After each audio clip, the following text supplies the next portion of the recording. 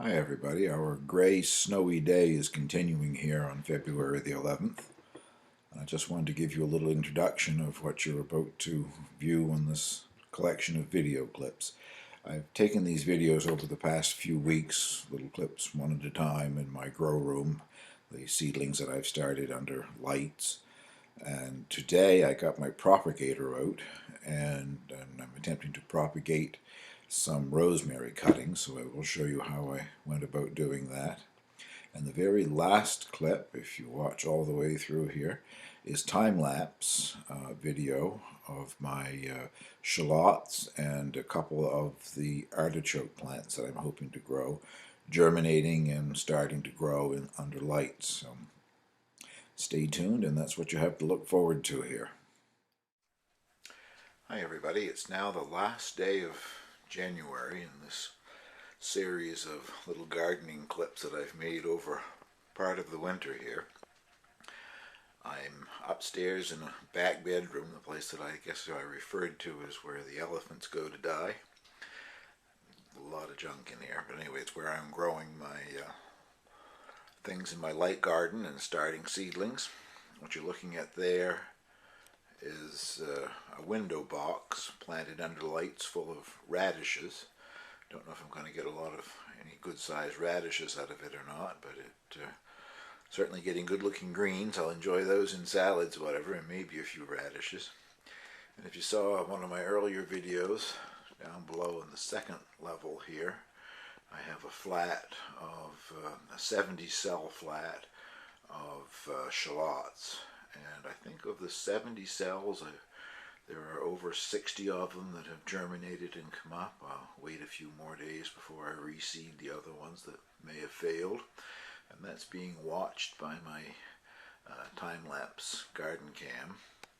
So when I publish this particular collection of videos, the time-lapse will be included showing the shallots as they germinated and grew a bit. Anyway, what I really want to show you in here today is off to the side here. Get the camera set up.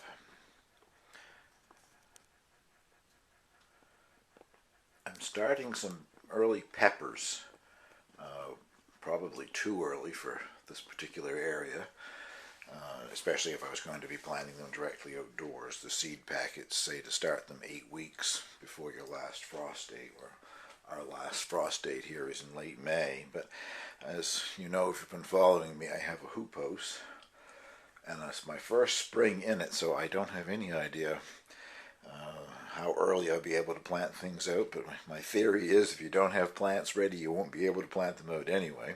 So I have started 4 different kinds of peppers. One of the things that I just can't seem to grow in my garden outside here are sweet peppers, bell peppers. I can grow hot peppers without any problem, but I've never successfully grown a decent green pepper, bell pepper. So I've got 3 varieties of those started and 1 variety of hot cayenne peppers. But what you're looking at, of course, is a pasteboard box. And I have never used much bottom heat for germinating, but everybody is doing it and talking about their new methods of doing it. So this is an old heating pad, and I mean old. I don't think I've used it in 15 years. It's probably 20-25 years old. It has a cloth covering that comes off so that you can wash it, but I discovered that the heating pad itself is a sealed vinyl plastic, so that there isn't any concern about a little dampness shorting it out or anything. It's all sealed. So I've put the 4 different varieties in I guess they're probably 3-inch pots, just a few seeds in each, and dampened it down. One of the seed packets said that from 80 to 85 degrees soil temperature was ideal for germinating peppers. And I have this is an instant or rapid read thermometer. I think I used to use it when I made cheese or something, but anyway, it only has 3 settings on this heating pad: low, medium, and high. With it set on medium, it goes to about 82 or 83 degrees, which I guess is ideal. If I don't have the box over it, it drops lower, but I don't think these seeds will need light to germinate anyway, but they've been in there now for about 24 hours, so when they do germinate, if they do germinate, I will add a clip. Thank you for watching. It's now February 5th, so these peppers have been on the heating pad and in the dark under a box for about a week. They started coming up a couple of days ago. At least two of the varieties are up.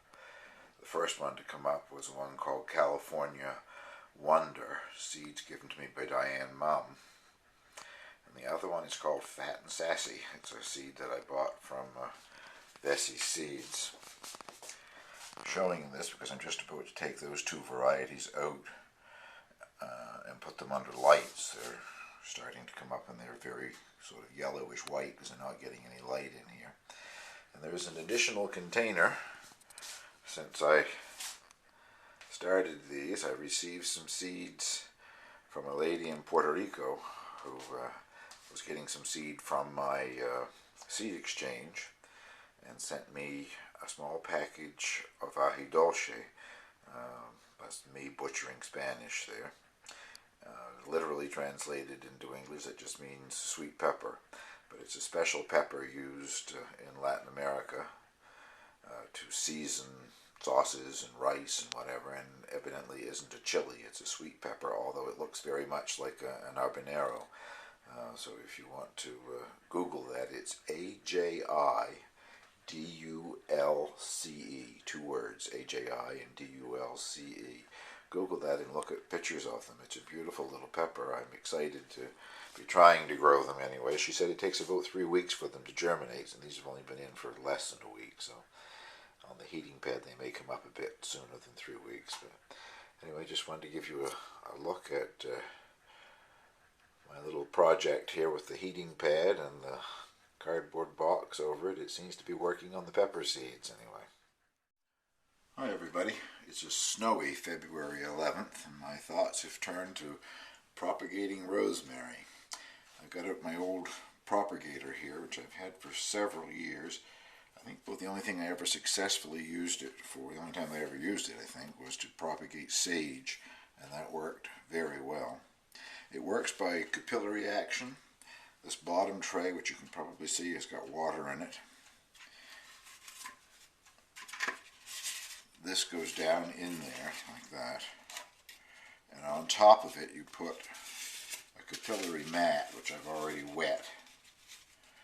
This part of the mat hangs down into the water, so the capillary action continually brings water up, and the propagator goes on top of it. I'll show you that in a second. The propagator is made of styrofoam, and each one of the cells has a hole in the bottom where the soil makes contact with this and keeps everything wet. And when you're finished and have everything well rooted, you flip this over and these cones shove up through the hole, and that takes your plugs out with your plants on them. And hopefully this will work. What I'm propagating today is, as I said, rosemary. And I don't have a rosemary plant any longer. I bought these in a grocery store yesterday, and they're organic sprigs of rosemary. What I plan to take is the soft tissue at the growing end, strip off some of the foliage, dip it in a rooting hormone, and then put it in the propagator. I've had the propagator sitting in the sink with a little bit of water, just to make sure that the bottom soil is wet, so that when it makes contact it will start transferring water up through to keep the soil damp. Well, I'll get the cuttings ready and some of the hormone out, and I'll come back and show you that process in a minute. Well, I've cut the growing ends of soft tissue off of several of the rosemary twigs here, enough hopefully to get a dozen of them to put in the propagator. It has a dozen cells. And what I'm doing is stripping off some of the lower leaves, because where those leaf axils are is normally where the roots will develop, and then dipping it in the rooting compound and tap most of that off. It just needs a little bit of it. And then placing it in one of the cells here. Firm the soil up around it so that it makes good contact. And then when I finish doing all of these, there's a plastic dome that goes over the top. And then I'll be placing this in my light garden under the grow lights. And hopefully in a week or two we'll see root development. Anyway, I'll show you whether or not I get root development, but I think it will. These are nice fresh sprigs. It wouldn't be much different than if I were cutting them right off of a living plant. I want to show you next what's going on in the light garden, some changes that I've made just recently, and then that will conclude this video. The last clip on the video will be the time-lapse video of my shallots and artichoke plants starting to grow. I'll try to give you a little update of what's happening here in my grow room with the grow lights. I just replaced the light fixtures.